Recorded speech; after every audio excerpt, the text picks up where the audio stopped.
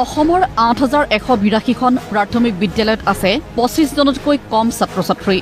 নিম্ন প্ৰাথমিক বিদ্যালয়ত ১,৬০৩টা পদ খালী হৈ থকাৰ বিপৰীতে উচ্চ প্ৰাথমিক বিদ্যালয়ত খালী হৈ আছে ৩২৯টা পদ।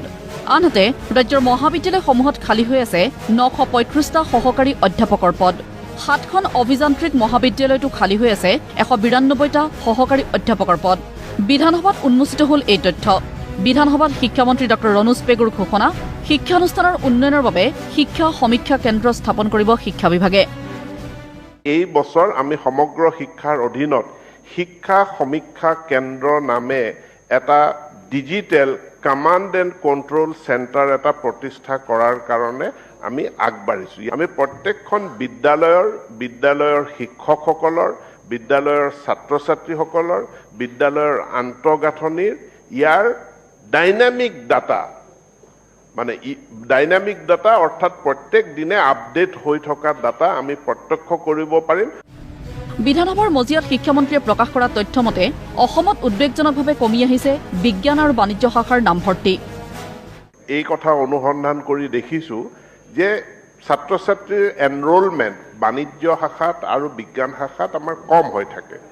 তাৰ কাৰণে এটা এৱেৰনেছ সমাজত সৃষ্টি কৰিব লাগিব, তেওঁলোকক মটিভেট কৰিব লাগিব আৰু হাইস্কুলৰ পৰাই কমাৰ্চৰ ইম্পৰ্টেঞ্চ, ছায়েন্সৰ ইম্পৰ্টেঞ্চ হাইস্কুলৰ পৰাই আমি আৰম্ভ কৰিব লাগিব। ইফালে ৰাষ্ট্ৰীয় শিক্ষানীতিৰ অধীনত ২০২৩ৰ পৰা মিশ্ৰিত পাঠ্যক্ৰমত পঢ়া শুনা কৰিব পাৰিব শিক্ষাৰ্থীসকলে। যিটো ৰাষ্ট্ৰীয় শিক্ষানীতি মাল্টি ডিচিপ্লিনাৰী হ'ব বুলি কৈছে, অৰ্থাৎ আমি অহা ২৩ৰ পৰা প্ৰৱৰ্তনেই কৰিম। মাল্টি ডিচিপ্লিনাৰী যদি হয় তেনেহ'লে এজন ছাত্ৰই একেটা সময়তে তেওঁ বিজ্ঞান বা বাণিজ্য শাখাৰো কোনো এটা বিষয় পঢ়াৰ সুযোগ সুবিধা পাব লাগিব। আনহাতে জিলা পৰ্যায়ত শিক্ষকৰ বদলিৰ ক্ষেত্ৰত বিধানসভাত গুৰুত্বপূৰ্ণ ঘোষণা আগবঢ়ালে শিক্ষামন্ত্ৰী ডঃ ৰণোজ পেগুৱে। গোটেই বস্তুটো লেকামবিহীনো কৰি দিব পৰা নাযায়, কাৰণ শিক্ষকৰ বদলীকৰণটো লৈ পেলাই বহুত ধৰণৰ মানুহৰ আশা আকাংক্ষা আছে। তাৰ ওপৰত এটা নিয়ন্ত্ৰণো থাকিব, কিন্তু প্ৰস্তাৱসমূহ ডিষ্ট্ৰিক্ট লেভেল কমিটিয়ে পাছ কৰি দিব লাগিব। ব্যুৰো ৰিপৰ্ট, প্ৰতিদিন টাইম।